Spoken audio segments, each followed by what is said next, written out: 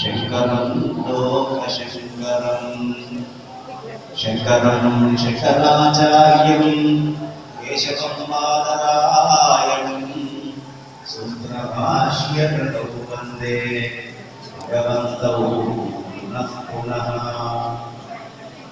शारदा शरदाम्भोज वदना वदनाम्भुजे सर्वदा सर्वदास्माकं सन्निधिः सन्निधिं क्रियात्। नारायण समारम्भां व्यासशङ्करमध्यमाम् अस्मदाचार्यपर्यन्तां वन्दे गुरुपरम्पराम्। व्यासं वसिष्ठनप्तारं शक्तेः पौत्रमकल्मषं पराशरात्मजं वन्दे सुखदां तपोनिधिम्। गुरवे सर्वलोकानां धिषजे भवरोगिणां निधये सर्वविद्यानां दक्षिणामूर्तये नमः। अविद्यारण्यकान्तारे प्राणिनां भ्रमतां सदा विद्यामार्गोपदेशकारणं विद्यारण्यगुरुं भजे। ॐ गणानां त्वा गणपतिं हवामहे कविं कवीनामुपमश्रवस्तमं ज्येष्ठराजं ब्रह्मणां ब्रह्मणस्पत आनश्वन्वन्नोतिभिस्त्रीरसादनं प्रणो देवी सरस्वती वाजेर्वाजिनीवती श्रीनामवित्रियवत् श्रीमहासरस्वत्यै नमः। गुरुर्ब्रह्मा गुरुर्विष्णुः गुरुदेवो महेश्वरः गुरु साक्षात् परब्रह्म तस्मै श्री गुरवे नमः। शिवाय गुरवे नमः शिवाय गुरवे नमः शिवाय गुरवे नमः। వేదికను అలంకరించిన శ్రీ శ్రీ శ్రీ హంపి విరూపాక్ష విద్యారణ్య మహాసంస్థానాధీశుడు శ్రీ శ్రీ శ్రీ జగద్గురు శ్రీ విద్యారణ్య భారతీ స్వామి వారి దివ్య చరణాల విందాలకు సాష్టాంగ ప్రణామాలు తెలుపుకుంటూ ఈ ప్రదేశంలో నిరాకార రూపిణి అయి సదా సంచరిస్తూ ఉన్న తల్లికి ఒక సాకార రూపాన్ని ఇచ్చిన గురుస్వరూపుడైన వ్యాస మహర్షి వారికి ఆ సరస్వతి మాతకి సాష్టాంగ ప్రణామాలు తెలియపరుచుకుంటూ వేదిక మీద ఉన్న పెద్దలకి కింద సరస్వతి స్వరూపంగా కూర్చోనున్న సభకి నమస్కరిస్తూ జగద్గురువుల యొక్క ఆజ్ఞతో వారి ఆశీస్సులతో ఆ అమ్మవారి యొక్క అనుగ్రహంతో నేను ఏవైనా 4 మాటలు మాట్లాడే ప్రయత్నం ఇక్కడ చేస్తాను. ఇంత పెద్ద వేదికలో సాక్షాత్తు జగద్గురువుల ముందు మాట్లాడడం అంటే ఒక దుస్సాహసమే. అయినప్పటికీ 4 మాటలు చెప్పే ప్రయత్నం చేస్తాను. ఇంతమంది పెద్దవాళ్ళు ఉండగా చిన్నవాడిని నన్ను పిలిచి ఇక్కడ కూర్చొని మాట్లాడుతున్నారు. అయితే దీనిని కూడా నేను ఒక భూషణంగానే తీసుకుంటాను. అన్ని విషయాలకి పెద్ద వస్తువులే పనికిరావు, కొన్ని విషయాలకి చిన్న చిన్న వస్తువులు అవసరం ఉంటుంది. ఉదాహరణకి మన కాల్లో ముళ్ళు చూసుకుంది అనుకుందాము, ఒక పెద్ద గుణపం తెచ్చి తీసుకుంటాము, ఆ వస్తువు పెద్దదైనప్పటికీ ఏదో చిన్న బిన్నీస్ తోటి. అలా ఇంత మహత్తరమైన సభలో ఒక చిన్నవాడిగా 4 మాటలు ఇక్కడ మీ అందరితోటి పంచుకునే ప్రయత్నం జగద్గురువు యొక్క అనుగ్రహంతో నేను చేస్తాను అని చెప్తూ ప్రప్రథమంగా అందరూ ఒక్కసారి కళ్ళు మూసుకొని సాక్షాత్తు జగద్గురువులే లోపల వాసనా క్షేత్రంలో సరస్వతి అమ్మవారి దగ్గర కూర్చొని మనందరి ప్రతినిధిగా పూజ చేస్తున్నట్టుగా మనసులో మనం ఊహించుకుంటూ ఒక మానసిక పూజ చేసుకుందాం. అందరం ఒక్కసారి కళ్ళు మూసుకొని ఓం లం పృథివ్యాత్మనే గంధతన్మాత్రా ప్రకృత్యాంగాత్మనే శ్రీ సర్వదేవ స్వరూప శ్రీ మహాసరస్వతీ దేవ్యై నమః జ్ఞాన సరస్వతీ దేవ్యై నమః పృథివ్యాత్మకం గంధం సమర్పయామి. చక్కగా మనమందరం జగద్గురువుల వారి దగ్గర గంధం పెడితే వారు ఆ గంధంతో సరస్వతి అమ్మవారికి చక్కగా అలా పురుగుతూ అలంకారం చేసినట్టుగా ఊహించుకుంటాం.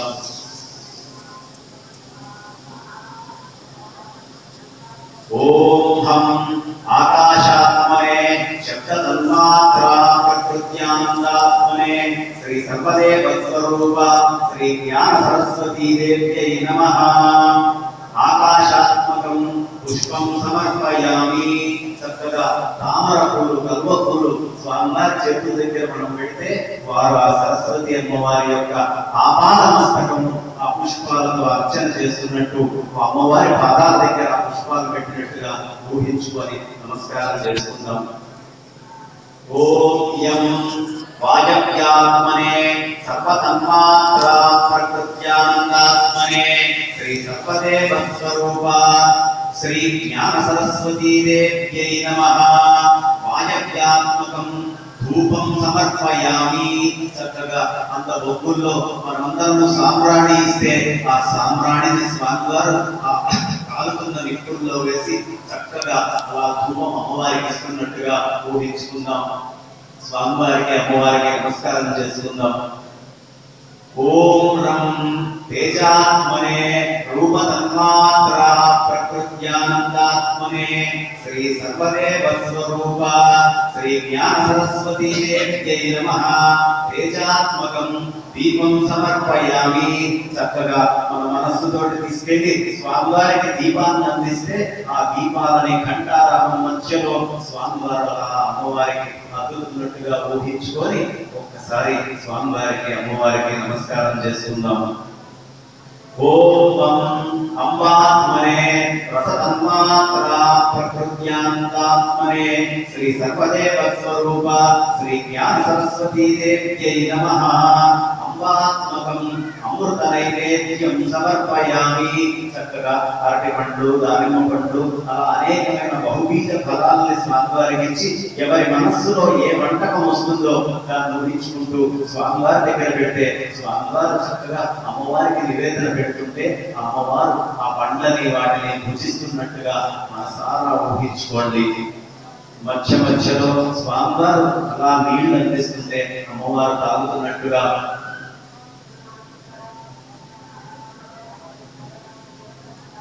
ఆ తర్వాత మళ్ళీ 2 పండ్లు పెట్టి అమ్మవారి యొక్క చేతులు, పాదాలు అన్ని కడిగి తర్వాత అమ్మవారికి చక్కగా ఆచమనం స్వామివారి ఇస్తున్నట్టుగా ఊహించుకుంటే అమ్మవారు ఆచమనం తీసుకున్నారు అనుకొని స్వామివారికి అమ్మవారికి ఒకసారి నమస్కారం చేసుకుందాం.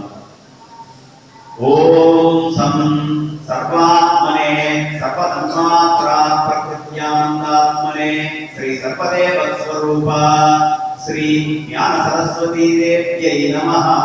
సర్వాత్మకాన్ సర్వోపచార పూజాన్ సమర్పయామి.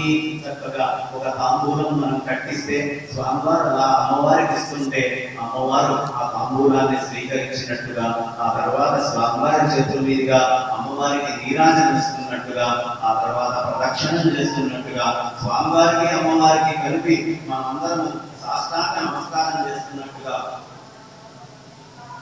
అమ్మవారి చుట్టూ ప్రదక్షిణం చేసినట్టుగా మంత్రపుష్పం చెప్పి అన్ని పూలు వేసినట్టుగా మనం ఒక్కసారి మనస అమ్మవారిని చక్కగా ఢోలికలో అనేకమైన వాహనాల్లో తీసుకెళ్తున్నట్టు అమ్మవారి ముందు నృత్యం చేస్తున్నట్టు గానం చేస్తున్నట్టు అనేకమైన వాద్యాలను అక్కడ పోషణ చేస్తున్నట్టుగా ఊహించుకొని అమ్మా ఇగో మానసికంగా నేను నీకు పూజ చేసుకుంటున్నాను తల్లి, నా మనస్సుని పరిపూర్ణంగా జగద్గురువుల సాక్షిగా నీకు అర్పిస్తున్నాను అని చెప్పి ఒక్కసారి మనస్ఫూర్తిగా నమస్కారం చేసుకుందాం.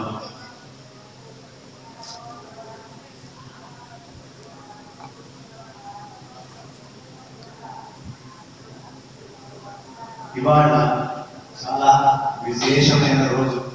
ఎందుకయ్యా అంటే ఒక చెప్పుతోటి కూడా సమానంగా విలువ చేయనటువంటి ఈ శరీరాన్ని జగద్గురువుల సన్నిధిలో అమ్మవారికి కుంకుమార్చన ఇత్యాది మహత్ కార్యక్రమాలను మనం వాడుకుంటున్నాం. ఎందుకు చెప్పుతోటి సమానం కూడా విలువ చేయదు అనే మాట నేను అంటున్నాను అంటే ఒక పెద్ద నమ్మకం గారు ఉండేవారు. ఆ నవాబు గారు ఏ రోజు కట్టిన బట్ట కట్టలేదు, తిన్న తిండి తినలేదు, చేసిన దానం చేయకుండా దానం చేస్తూనే ఉన్నాడు. అలాంటి ఆ నవాబు గారి పట్టణంలో ఒకరోజు ఒక సామాన్యుడు నడుచుకుంటూ వెళ్తుంటే వర్షం పడుతోంది. ఆ వర్షం పడుతున్నప్పుడు ఒక తల్లి ఇంటికి వెళ్ళి, అమ్మ వర్షం పడుతోంది, నా చెప్పులు నేను వేసుకోవడం వల్ల నాకు వెనకాలంతా మట్టి పడుతోందమ్మా, నేను మీ ఇంట్లో ఈ చెప్పుల్ని కాసేపు పెట్టి తర్వాత వర్షం తగ్గిన తర్వాత తీసుకెళ్తాను అంటే ఆ తల్లి దాని దేవుడి నాయన తప్పకుండా పెట్టుకో అని చెప్పింది. అదే సమయంలో అనుకోకుండా ఏ నవాబు గారి గురించి అయితే మనం మాట్లాడుకున్నామో ఆ నవాబు గారు ఆకస్మికంగా మరణించితే తీసుకొని వెళ్తున్నప్పుడు పెద్ద వర్షం అట్లానే ఓల్డ్ పడుతోంది. అదే తల్లి ఇంటికి వెళ్ళి, అమ్మా ఈయన కట్టిన బట్ట కట్టకుండా కట్టాడు, ఎప్పుడు తిండి తినకుండా తింటాడు, అనేక దానాలు చేశాడు, పెద్ద వర్షం పడుతోంది కదమ్మా, ఒక్క 10 నిమిషాలు ఈ శవాన్ని మీ ఇంట్లో పెట్టుకుంటాను అంటే ఏ తల్లైనా ఒప్పుకుంటుందా? అదే చెప్పు తీసుకొస్తా అని చెప్తుంది. కాబట్టి ఈ శరీరం ఒక్కసారి కనుక చైతన్యం కోల్పోయి మృతత్వం అనేది కనుక సంభవిస్తే ఒక చెప్పుతోటి కూడా విలువ చేయనటువంటిది. అలాంటి శరీరాన్ని అత్యద్భుతంగా ఇవాళ మనం పూర్వజన్మ సుకృతమో ఆ తల్లి మనకు కల్పించిన అనుగ్రహమో జగద్గురువుల సాక్షిగా వారి ఎదురుకుండా కూర్చొని ఇవాళ లలితా సహస్రము ఇత్యాదులన్నీ చెప్పుకుంటూ ఆ తల్లికి కుంకుమార్చన చేసుకున్నాం. ఇది కదా జన్మ సార్థకము అంటే. జన్మ సార్థకం అంటే వ్యక్తమైన ఏవో కార్యక్రమాలు చేయడం కాదు, ఇది జన్మ సార్థకం అంటే. ఇంకా విశేషం ఏంటంటే అది హంపి విరూపాక్షీశ్వరుల చేతిగా చేసుకోవడం, బాసరలో చేసుకోవడం చాలా విశేషం.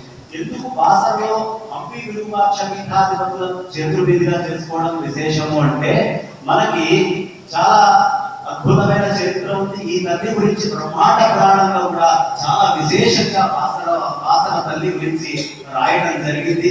వ్యాస మహర్షి వారు ఇసుకతో తేకముందే నిర్గుణ స్వరూపిణి ఇక్కడ ఆ తల్లి సంచరించడము, సూర్య బ్రహ్మ విష్ణు శివ గణపతి ఇంద్ర అనేక మంది దేవతలు ఇక్కడ ఆ తల్లిని అర్చించుకొని ఆ తల్లి అనుగ్రహాన్ని పొందారు. కుమారస్వామి వారు కూడా ఇక్కడికి వచ్చి తపస్సు చేసుకొని ఆయన అనుగ్రహం పొందడం వల్ల దీనికి కుమారాచలం అనే పేరు కూడా ఉంది ఈ వాసర క్షేత్రానికి, ఆ కొండకి. అలా అనేక మంది నాల సాంప్రదాయంలో ఇక్కడ చేసుకున్నారు. అయితే 1100వ శతాబ్దం 1200వ శతాబ్దంలో మ్లేచ్చులు మన దేశానికి బాగా విస్తృతంగా వచ్చి అనేకమైన దాడులు చేస్తూ ఈ దక్షిణాపథంలో ఉన్న సమస్తమైన హిందూ సామ్రాజ్యం వరంగల్లో ఉన్న కాకతీయ సామ్రాజ్యాన్ని పరిపూర్ణంగా ధ్వంసం చేశారు.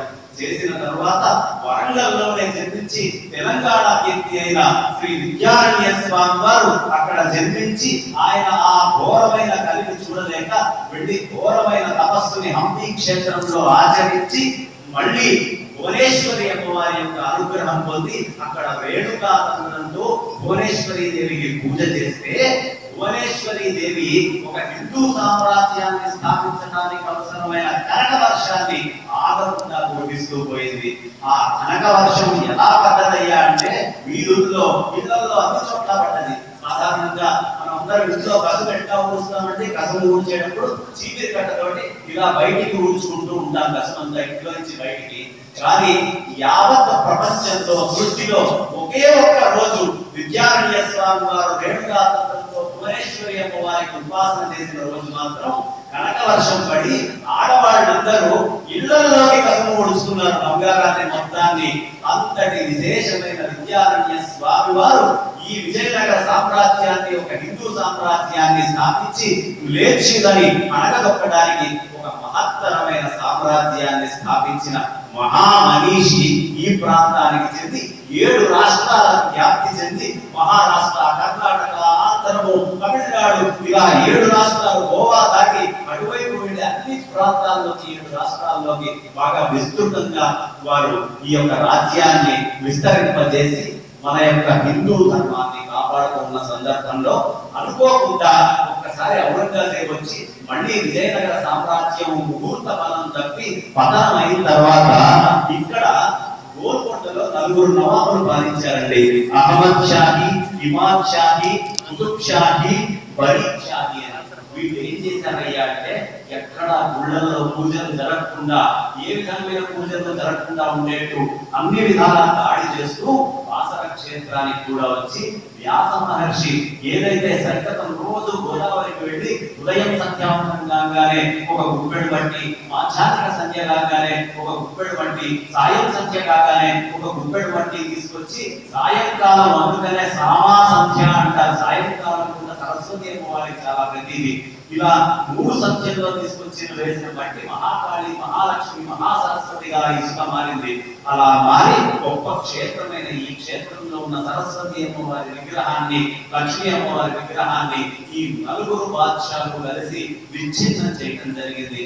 అప్పుడు ఈ ప్రాంతానికి సంబంధించిన మక్కాజీ పటేల్ అనే ఆయన అక్కడ మన హంపి పీఠానికి అప్పుడు విద్యారణ్య భారతీ స్వామి వారు, ఏ విద్యారణ్య భారతీ స్వామి వారు ఉన్నారో ఆ రోజు కూడా విద్యారణ్య భారతీ స్వామి వారు అనేవారే ఉండేవారు. ఆ స్వామి వారి దగ్గరికి వెళ్ళి అడిగితే ఆ స్వామి వారు ఏమైందయ్యా మీ పౌరుషము, యుద్ధం చెయ్యండి అంటే చుట్టుపక్కల ఊళ్ళల్లో ఈ యొక్క రవీంద్ర గ్రామము అనేక గ్రామాలు ఉన్నాయి. ఆ గ్రామాల్లో ఉన్న ప్రజలందరినీ తీసుకెళ్లి, వాసర ప్రజల్ని తీసుకెళ్లి టూరిస్టుల్ని విలేజ్యులందరినీ వెళ్ళగొట్టి అక్కడ ఏ విధంగా విలేజ్యులు లేకుండా చేసి అప్పుడు విద్యారణ్య భారతీ స్వామి వారిని పిలిచి పునః సరస్వతి అమ్మవారి ప్రతిష్ట వాసరలో మీరు చేయవలసిందిగా కోరుతున్నాము అని అడిగితే అప్పుడు విద్యారణ్య స్వామి వారు జైపూర్ నుంచి అమ్మవారి విగ్రహాలు నిర్మించడానికి అన్ని ఏర్పాట్లు చేసుకొని ఇక్కడ ముహూర్తం నిశ్చయించుకుంటే అప్పటికి ఇంకా విగ్రహాలు రాలేదు. అందుకని వెంటనే సరస్వతి యంత్రం మీద ఒక సరస్వతి అమ్మవారి విగ్రహము, కాళీ యంత్రం మీద మహాకాళీ యంత్రం మీద కాళీ అమ్మవారి విగ్రహము ఇలా ప్రతిష్ట చేశారు. చేసినందువల్ల ఆ విద్యారణ్య స్వామి వారి చొరవ వల్ల, వారి తపస్సు వల్లే మళ్ళీ వాసనలో పునః ఆ తల్లి వచ్చి కూర్చోవడం, ఇవాళ అందరము ఇన్ని పూజలు చేసుకోవడం, వీటంతటికీ కారణము మన విద్యారణ్య పీఠమే. అలాంటి విద్యారణ్య పీఠానికి సంబంధించిన యతి ఈ వాసన క్షేత్రానికి వచ్చి ఇక్కడ అందరితోటి కుంకుమార్చన చేయించడం అంటే సాక్షాత్తు సరస్వతి అమ్మవారే వచ్చి ఇక్కడ మనతోటి పూజ చేయిస్తోంది. లోపల మూలమూర్తిగా ఉన్న సరస్వతి అమ్మవారు ఇవాళ ఉత్సవమూర్తిగా మారి అలా అతి విరూపాక్ష పీఠాధిపతుల రూపాన్ని ధరించి ఇక్కడికి వచ్చి కూర్చొని మనందరితోటి కుంకుమార్చన ఆ తల్లే చేయించుకుంటోంది. అందుకే ఎదులకి పేర్లలో చివరిలో ఏముంటుందండి? భారతి సరస్వతి అని ఉంటుంది. సాక్షాత్తు ఆ అమ్మవారి యొక్క స్వరూపమే భారతి అన్న సరస్వతే, శారదా అన్న సరస్వతే, సరస్వతి అన్న సరస్వతే. అలాంటి సరస్వతి అమ్మవారి యొక్క నామము కేవలం ఎదులకి మాత్రమే ఇవ్వబడుతుంది. అది శంకరాచార్య పరంపరకి సంబంధించిన ఎదులకి. అట్లాంటి పరంపరకి చెందిన ఒక యతి భారతీ సాంప్రదాయంలో అంటే సరస్వతి నామాన్ని ధరించినటువంటి యతి ఉత్సవమూర్తిగా వచ్చి ఇక్కడ కూర్చొని ఇవాళ మనందరితోటి ఈ కుంకుమార్చన చేయించారు అంటే మీరందరూ ధన్యులు, మనమందరం ధన్యులం. ఇవాళ వాసన అమ్మవారి గుడిలోకి వెళ్తే ఆ తల్లి యొక్క కళ్ళు ముఖం చూస్తే నవ్వుతూ పలకరిస్తోందా అన్నంత సంతృప్తి కలిగేట్టుగా ఉంది. ఎంతమంది వెళ్ళారో నాకు తెలియదు, కానీ ఆ ఆనందం అనిర్వచనీయం. అలా అమ్మ ముందు కూర్చొని అలాగే ఉండిపోవాలి అనిపించింది. కాబట్టి ఇంతటి మహత్తరమైన అదృష్టాన్ని పొందిన మీ అందరికీ సమాముఖంగా సరస్వతి స్వరూపులనే భావిస్తూ నమస్కరిస్తూ, మనకి అత్యద్భుతమైన ఒక చక్కటి పద్యం ఉంది అమ్మవారి మీద. ఏమిటది? యా కుందేతు తుషారహార ధవళ, యా శుభ్ర వస్త్రాన్విత, యా వీణా వదండ మండితకర, యా శ్వేత పద్మాసన, యా బ్రహ్మాచ్యుత శంకరాది ప్రభృతిభిః దేవైః సదా పూజిత, సామాం పాతు సరస్వతి భగవతి విశేష జాడ్యాపన అని అద్భుతమైన ఒక శ్లోకంలో ఆ తల్లిని పరిపూర్ణంగా వర్ణించారు. ఎంత అద్భుతమైన శ్లోకం అయ్యా అంటే, యాకుందము అంటే మల్లె పువ్వు, యాకుంద ఇందు, ఇందువు అంటే చంద్రుడు, యాకుందేతు తుషారము అంటే మంచు, యాకుందేతు తుషార హార అంటే ఆ యొక్క చక్కటి ముత్యాల హారము. మల్లెపూలు, తర్వాత చంద్రుడు, తర్వాత ఈ యొక్క మంచు, ఆ యొక్క ధవళమైన అత్యద్భుతమైన ఆ ముత్యాల హారము ఏవైతే ఈ 4 ఉన్నాయో అట్లాంటి తెలుపుదనంతో ఉంటుందట ఆ తల్లి. యాకుందేతు తుషార హార ధవళ, యా శుభ్ర వస్త్రాన్ని చక్కటి తెల్లటి వస్త్రము, ఒక ఎర్ర అంచు దానికి కలిగి ఉంటుంది. శుద్ధ సత్వ గుణము. అమ్మవారు తెల్లగా అలా ఎందుకు ఉంటుంది అంటే తెలుగు నిర్మలత్వానికి గుర్తు, శుద్ధ సత్వానికి గుర్తు. ఆ శుద్ధ సత్వ స్వరూపంలాగా ఆ తల్లి కూర్చొని కొద్దిపాటి రజోగుణంలో ఉన్న మీ అందరినీ తరిపజేస్తారా అని చెప్పడానికి ఆ ఎరుపుని మధ్యలో ధరించింది. అట్లాంటి అత్యద్భుతమైన వస్త్రధారణ తెల్లగా చేసిన ఆ యొక్క తల్లి ఎవరైతే ఉన్నారో యాకుండేందు తుషారహార ధవళ యా శుభ్ర వస్త్రాన్విత. ఎట్లా కూర్చుందండి ఆ తల్లి? యా వీణా వరదండ మండిత కర. చక్కటి వీణని ఇలా పట్టుకొని కూర్చోండి. వీణకి ఏముంటాయండి? 4 ఏవైతే పైన 4 ఉంటాయి, తర్వాత కింద 3, 7 స్ట్రింగ్స్ ఉంటాయి. అత్యద్భుతమైన ఆ 7 ఏవైతే ఉన్నాయో ఆ 7 మన లోపల ఉన్న సప్త చక్రాలకి గుర్తు.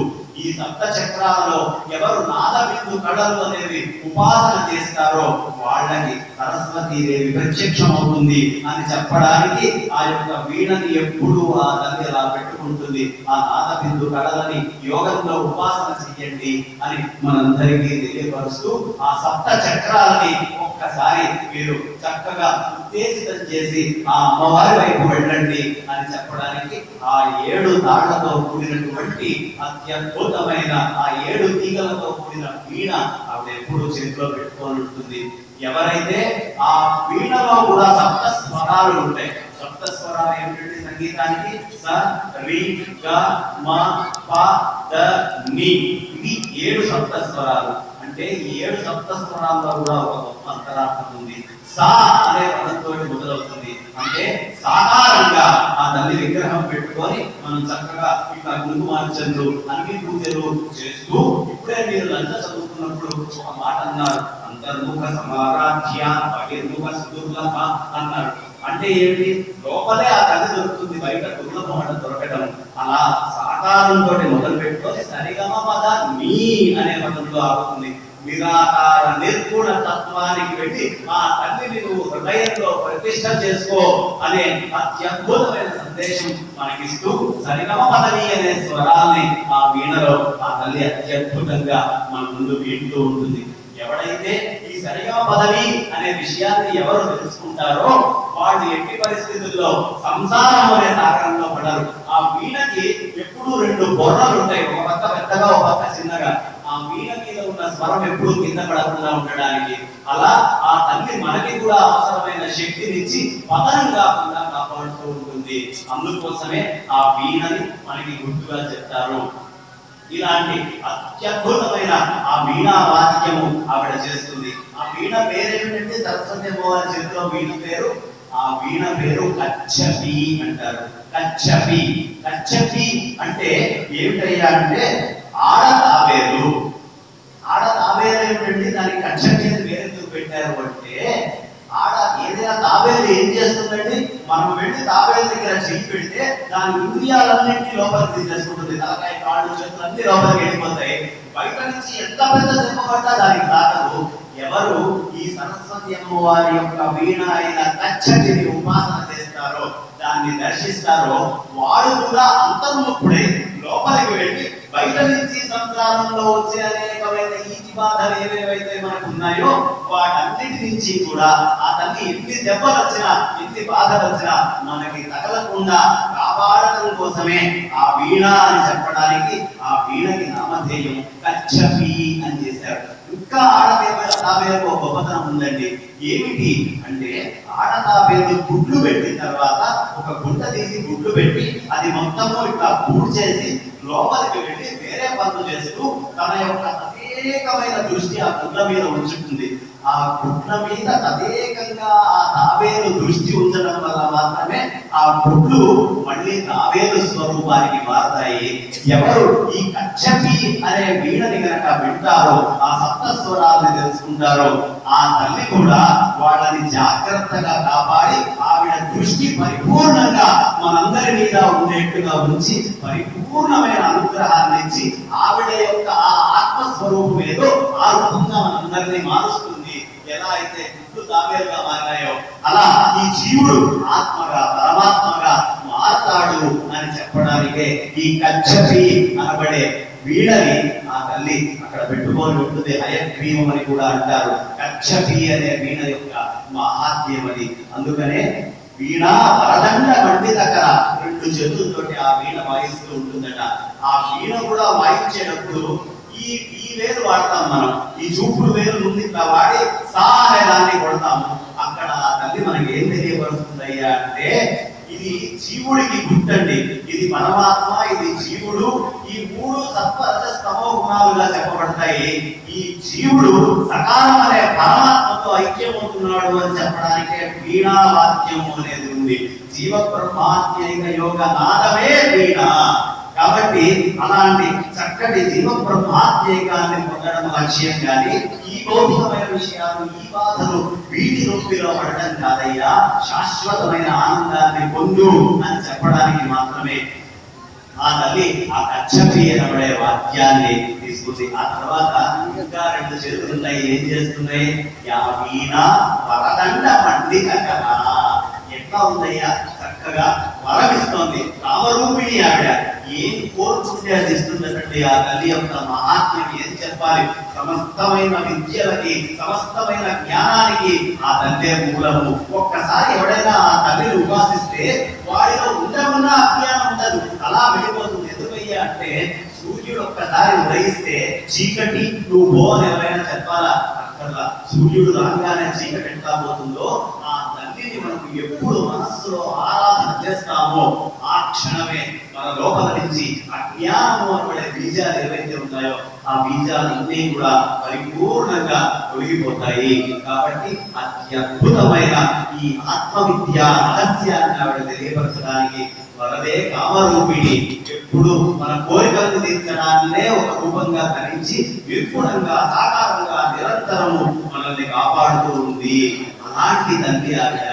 ఇంకా గొప్పతనం ఈ వాసన క్షేత్రంలో ఏంటయ్యా అంటే నిర్గుణంగా ఉన్న తల్లిని మనం అందరము దర్శించలేమని గురుస్వరూపుడైన వ్యాస మహర్షి వారు ఏం చేశారయ్యా అంటే ఇసుక తీసుకొచ్చి అక్కడ రోజు వేస్తూ సాకార స్వరూపాన్ని ఆ తల్లికి ఇచ్చారు. ఎందుకయ్యా అంటే మనల్ని ఉద్ధరించి ముందు సాకారంగా చేసుకుంటూ నిరాకార నిర్గుణానికి పోవాలిగా అనే సందేశం ఇవ్వడానికి వ్యాస మహర్షి వారు ఆ యొక్క ఇసుకని తీసుకొచ్చి రోజు ఇక్కడ ప్రతిష్ఠ చేయడం జరిగింది.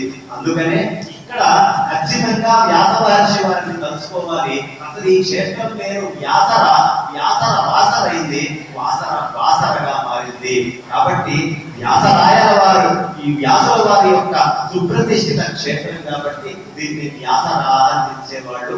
వాసరా అన్నా కూడా అదే అర్థం వస్తుంది.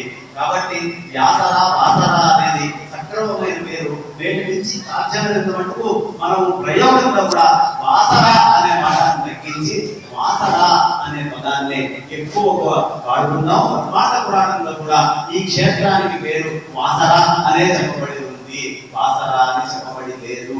కాబట్టి ఆ యొక్క వాసర అనే క్షేత్రాన్ని నిరంతరం దర్శిస్తూ ఆ సరస్వతి అమ్మవారిని హృదయంలో పెట్టుకుందాం.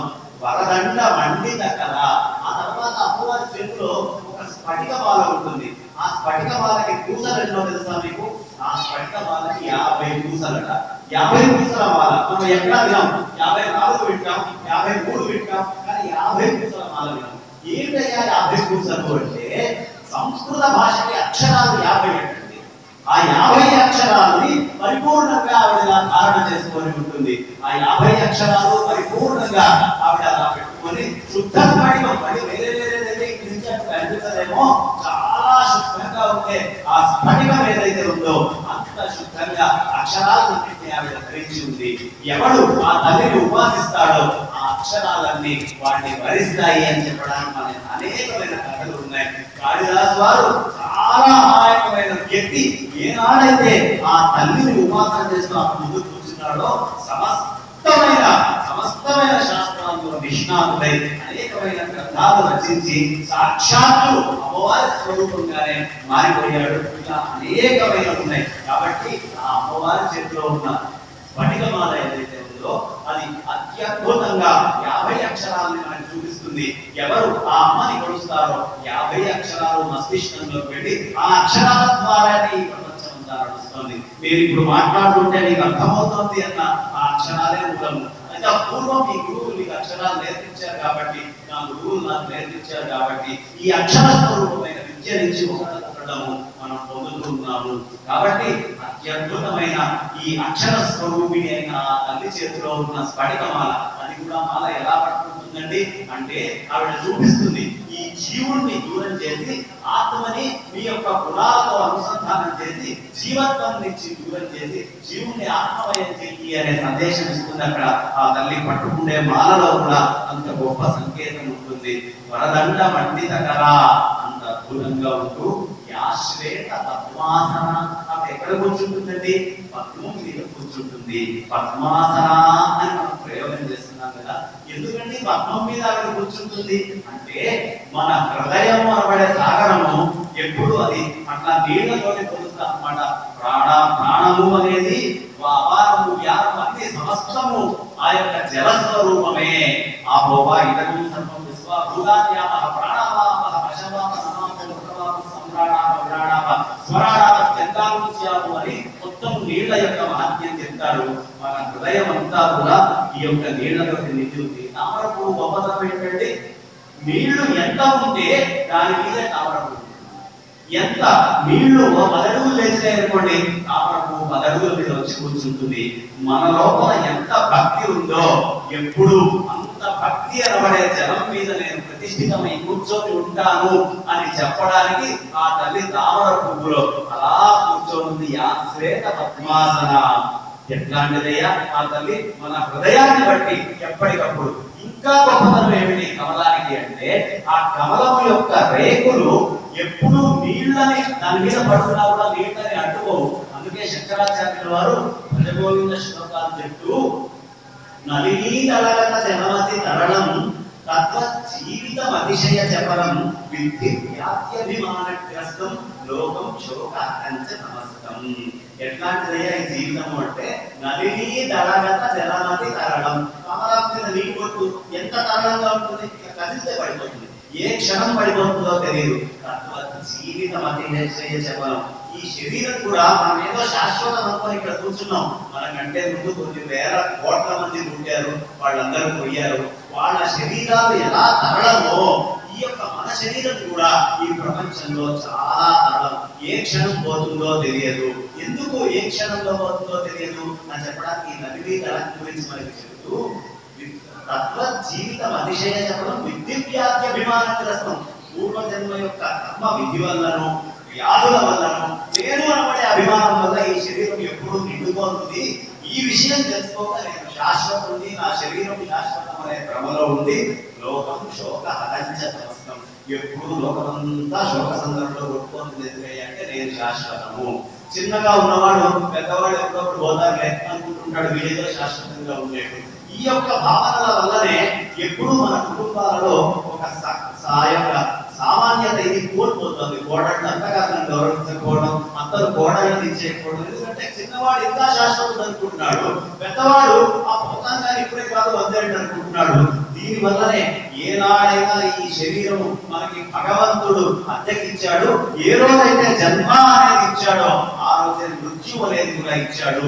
ఈ జన్మ మృత్యువుల మధ్యలో ఇలాంటి మహత్ కార్యక్రమాలను చేసుకొని జగద్గురువుల లాంటి పెద్దలను ఆశ్రయించి వాళ్ళ యొక్క ఆశీస్సులతో ఈ సముద్రాన్ని దాటాలి అనే ప్రయత్నం చేయాలి. కానీ దీంట్లోనే పడి చిక్కుకొని ఇందులో వెళ్ళకూడదు అని చెప్పడానికి ఆయన అట్లాంటి తరళమైంది అని మనకి బోధ చేయడానికి ఆ తల్లి ఎక్కడ కూర్చొని ఆ శ్వేత పద్మాసన.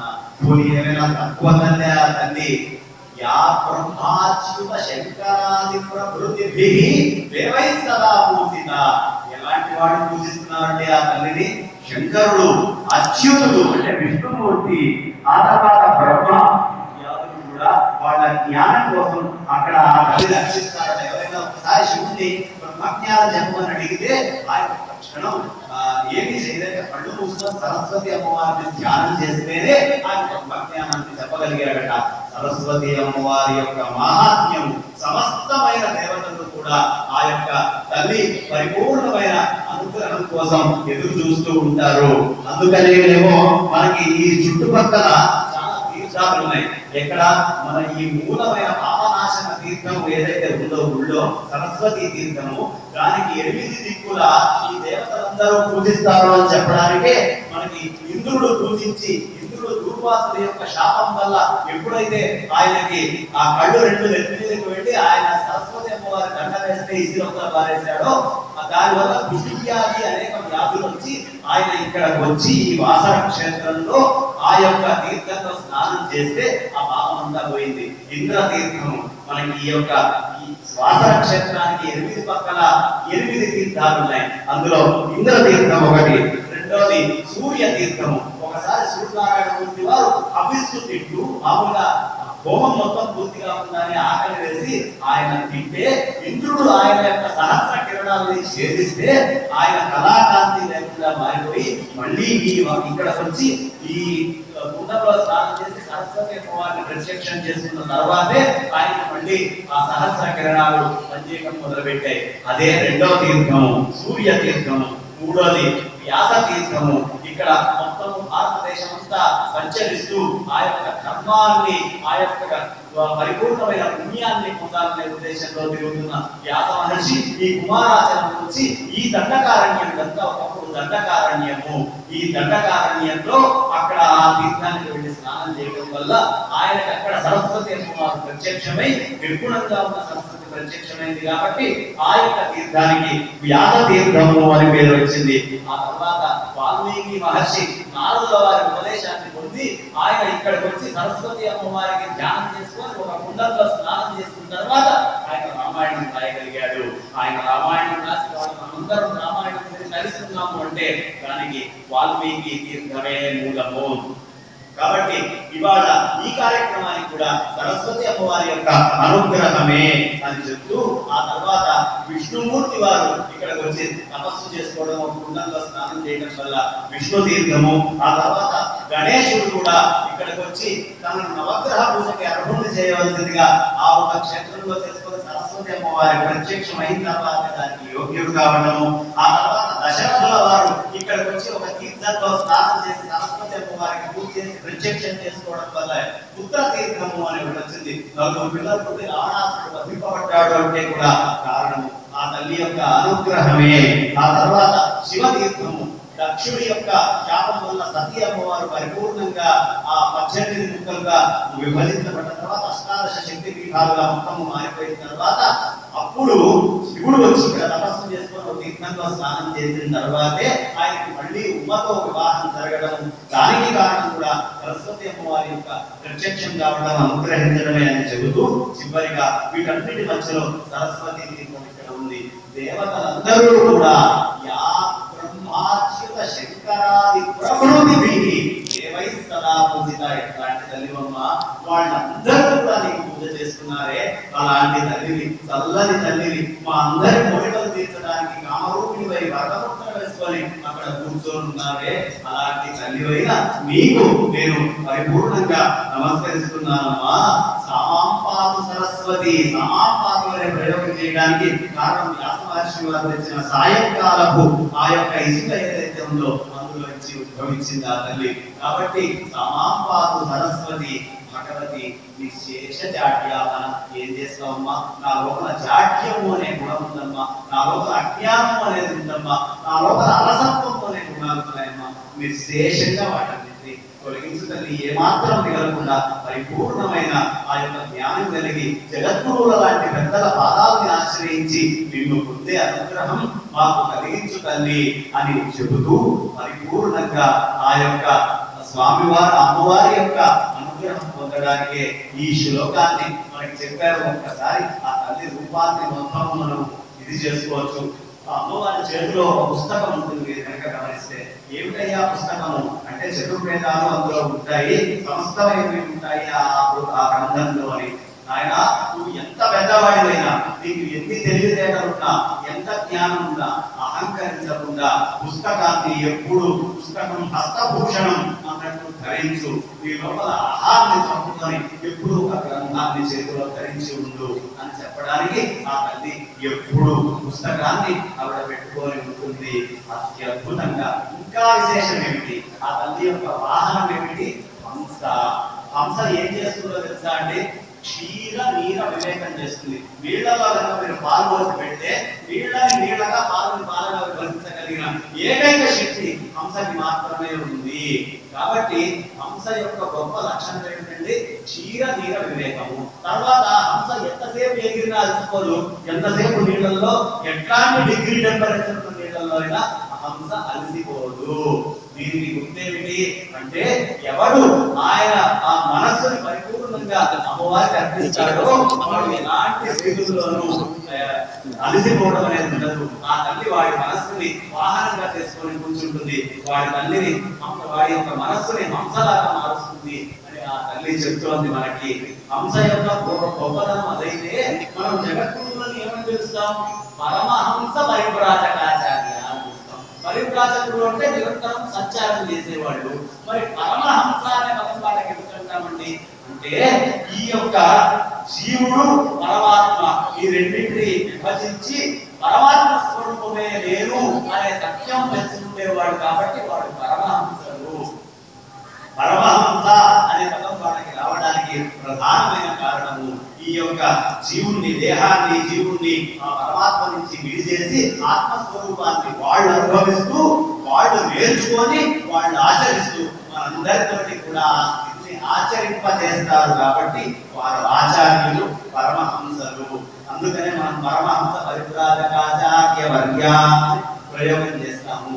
కాబట్టి అట్లాంటి పరమహంసల సన్నిధిలో హంసవాహని అయిన ఆ యొక్క తల్లి అనుగ్రహంతో ఇవాళ పుస్తకధారిణి, మాలాధారిణి, వీణాధారిణి, పరమంతులాధారిణి అయిన ఆ తల్లి చక్కటి శ్వేత వస్త్రంలో ఆ యొక్క పద్మం మీద కూర్చొని మన హృదయం అనే పద్మం మీద ఆవిడ పైన కూర్చొని ఉంది.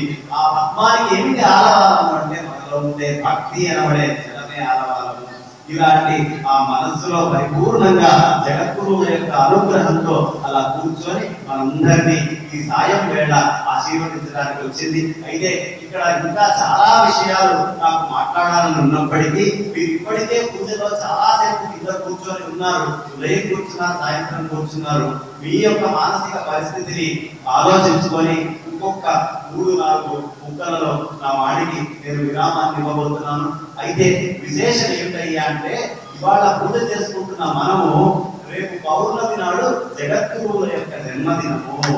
అత్యంత వైభవంగా ఆ జన్మదిన సందర్భంలో ఇక్కడ అదే రోజు ఆ అమ్మవారి యొక్క ఆలయానికి కుంభాభిషేకము, ప్రతిష్ట ఇవన్నీ జరుగుతూ ఉన్నాయి. అత్యంత వైభవంగా జగద్గురువుల యొక్క ఆశీస్సులు మనం పొందబోతున్నాం. స్వామివారి గురించి చెప్పాలి అంటే నాకు 2-3 చిన్న సంఘటనలు ఉన్నాయి. ఒకసారి నేను మా తమ్ముడితో కార్వాన్లో స్వామివారు ఉన్నప్పుడు ఒక ఆసనం మా తమ్ముడు ఈ మధ్య నేర్చుకున్నాడండి. ఈ 2 కాళ్ళు మడిచి నెత్తి కింద పెట్టుకొని ఇలా పడుకోగలడు అంటే మా తమ్ముడు అలా పెట్టుకున్నాడు, కానీ నడుము ఇట్లా ఈ యొక్క కొబ్బరి మట్ట ఆకారంలో లేచి ఉంది. అది కాదు ఆయన చేసే విధానంలోని స్వామివారు వారి యొక్క 2 పాదాలతోటి వేసి పడుకుంటే ఆ శాప పరిచినట్టుగా వారి శరీరం అంతా ఉంటే 2 కాళ్ళు నెత్తి కిందకు వచ్చినాయి. యోగాభ్యాసంలో మహానిష్ణాతులు స్వామివారు. చాలా విశేషమైన వారి యొక్క కృషి ఉంది. వారి యొక్క పొట్ట ఇలా అనగానే వెళ్ళి వెనకాల వీపు కానుతుందండి.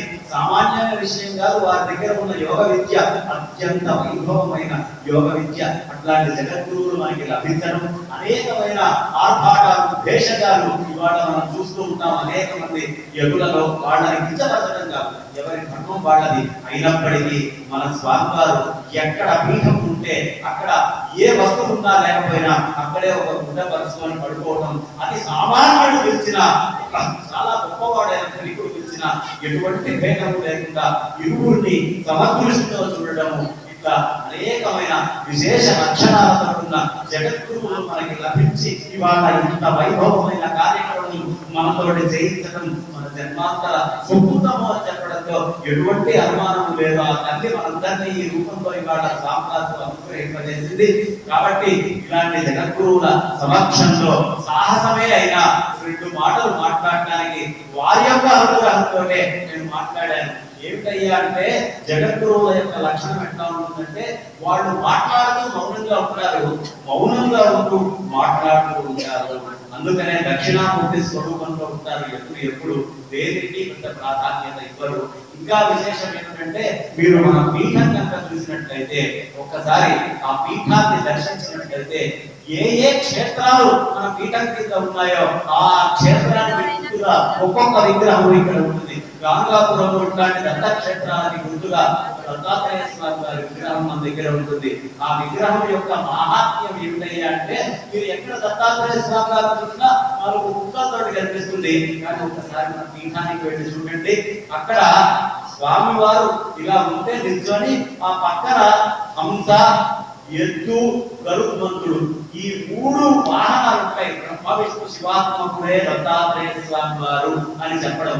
ఎందుకయ్యా దత్తాత్రేయ స్వామి వారి గురించి ఇక్కడ చెప్తున్నాను అంటే, గౌతమ మహర్షి వారు తపస్సు చేసి శివుడి దగ్గర నుంచి ఆయన గోహత్య పోగొట్టుకోవడానికి మనకి గోదావరి నది తెచ్చారు. ఇవాళ గోదావరి నీళ్లు మనం తాగుతున్నాము అంటే గౌతమ మహర్షి వారి యొక్క చలవే, వారి యొక్క అనుగ్రహమే. అలాంటి గౌతమి నది ఎక్కువ దత్త సాంప్రదాయాన్ని ఆశ్రయించి ఉంది. నాగ సాంప్రదాయం అంటారు. మనకి ఇక్కడ కూడా పైన కొండ మీద ఒక అద్భుతమైన గుడి ఉంది. నరహరి మారుగా గుహ అంటారు. గుడి పక్కనే నరహరి మారుగా గుహ. ఆయన నాగ సాంప్రదాయంలో దత్తాత్రేయ స్వామి వారిని ఉపాసన చేశారు. అందుకే మనకి గుడిలో పక్కన దత్త పాదుకలు లభిస్తాయి. ఇక్కడ ఆ దత్త పాదుకల మహాత్మ్యం ఏమిటో అక్కడికి వెళ్ళి గురుచరిత్ర పారాయణం చేస్తే ప్రతి వాళ్ళ కోరికలు తీరిపోవడం, సంతానం లేని వారికి సంతానం కలగడం, ఇలా అనేకమైన మహాత్మ్యాలు ఈ రోజుకి చాలా మంది భక్తులు అక్కడ క్షేత్రంలో అనుభవిస్తూ ఉన్నారు. ఇంకా ఈ చుట్టుపక్కల అనేకమైన క్షేత్రాలు ఉన్నాయి. దత్తాత్రేయ స్వామి వారి క్షేత్రము, గణేశ క్షేత్రము, ఏకవీర క్షేత్రము, పాతాళేశ్వర క్షేత్రము, ఆంజనేయ స్వామి వారి క్షేత్రాలు, ఇలా అనేకమైన క్షేత్రాలు